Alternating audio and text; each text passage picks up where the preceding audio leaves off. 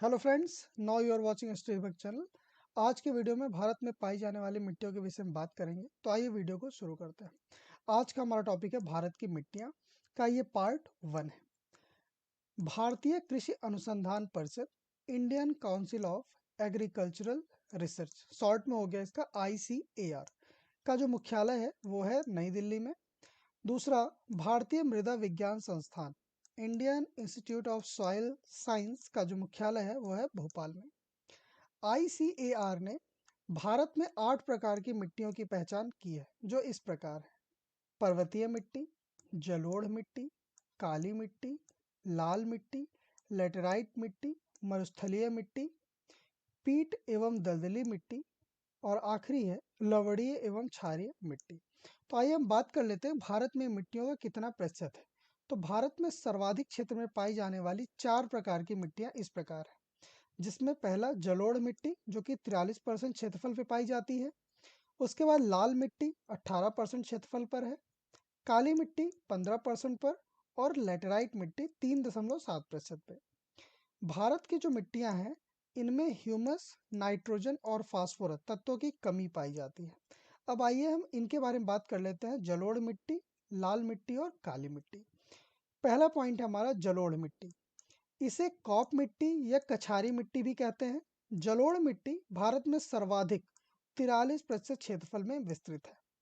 जलोढ़ मिट्टी मुख्य रूप से भारत में 2 स्थानों पर पाई जाती है। एक है उत्तर भारत के मैदान में, दूसरा तटीय क्षेत्रों में। उत्तर भारत के मैदान में जलोढ़ मिट्टी सतलज के मैदान से लेकर पूर्व में ब्रह्मपुत्र के मैदान तक पाई जाती है।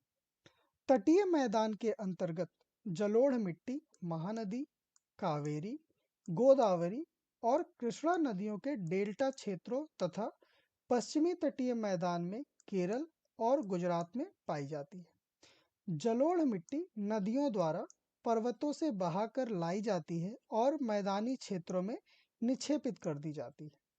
अब जलोढ़ मिट्टी भी 2 प्रकार की होती है। पहला है खादर और दूसरा है बांगर। अब आइए देख लेते हैं खादर क्या है और बांगर क्या है। तो खादर नदियों के आसपास के क्षेत्र की जलोढ़ मिट्टी खादर मिट्टी कहलाती है। नदियों द्वारा प्रत्येक वर्ष बाढ़ से मिट्टियों को बहाकर लाया जाता है और निक्षेपित कर दिया जाता है, जिसके कारण खादर मिट्टी प्रत्येक वर्ष नवीन हो जाती है। नदियों से दूर कुछ ऊंचे क्षेत्र के पुराने जलोढ़ को बांगर कहते हैं। भारत की मिट्टियों में जलोढ़ मिट्टी सर्वाधिक उपजाऊ मिट्टी है। जलोढ़ मिट्टी में भी खादर मिट्टी सर्वाधिक उपजाऊ मिट्टी है। बांगर क्षेत्र में खुदाई करने पर कैल्शियम कार्बोनेट की ग्रंथियां कंकड़ मिलती हैं। जलोढ़ मिट्टी में भी ह्यूमस, नाइट्रोजन और फास्फोरस की कमी पाई जाती है। जलोढ़ मिट्टी में पोटेशियम और चूना प्रचुर मात्रा में पाया जाता है। तो ये बात थी जलोढ़ मिट्टी की। अब आइए बात करते हैं लाल मिट्टी के बारे में। भारत में दूसरा सबसे बड़ा मृदा वर्ग लगभग 18% लाल मिट्टी का है। लोहे के ऑक्साइड के कारण इसका रंग लाल होता है। भारत के पूर्वी पठारी भाग में सर्वाधिक लाल मिट्टी पाई जाती है। यह मिट्टी तमिलनाडु, कर्नाटक, महाराष्ट्र, आंध्र प्रदेश एवं मध्य प्रदेश के पूर्वी भाग, छत्तीसगढ़, उड़ीसा और झारखंड के व्यापक क्षेत्रों में तथा पश्चिमी बंगाल, दक्षिण उत्तर प्रदेश तथा राजस्थान के कुछ क्षेत्रों में पाई जाती है। लाल मिट्टी में भी नाइट्रोजन, फास्फोरस तथा ह्यूमस की कमी पाई जाती है। लाल मिट्टी प्रायद्वीपीय भारत के कम वर्षा वाले क्षेत्रों की मिट्टी है। यह अपेक्षाकृत कम उपजाऊ मिट्टी है, इसीलिए ये मोटे खाद्यान्न जैसे ज्वार, बाजरा आदि फसलों के लिए उपयुक्त होती है। अब बात करते हैं काली मिट्टी बारे में। काली मिट्टी को काली कपास मिट्टी, रेगुर मिट्टी और लावा मिट्टी के नाम से भी जानते हैं। उत्तर प्रदेश में इसे करेल मिट्टी कहते हैं।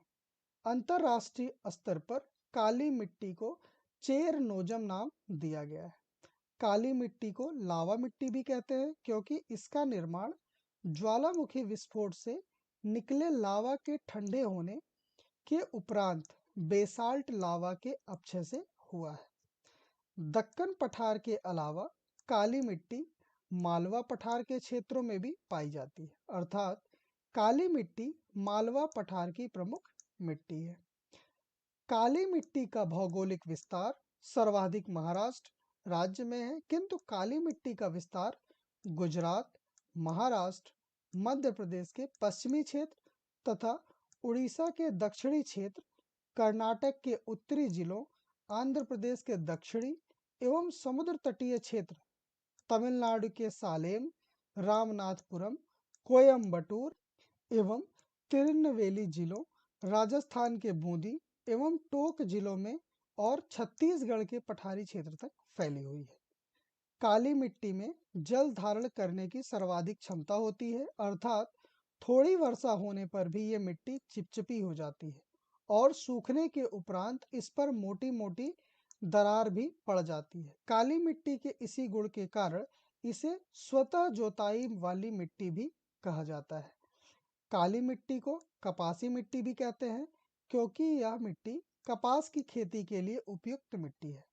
गुजरात राज्य में सर्वाधिक कपास उत्पादन होता है, जबकि कपास मिट्टी का क्षेत्र सर्वाधिक महाराष्ट्र में है।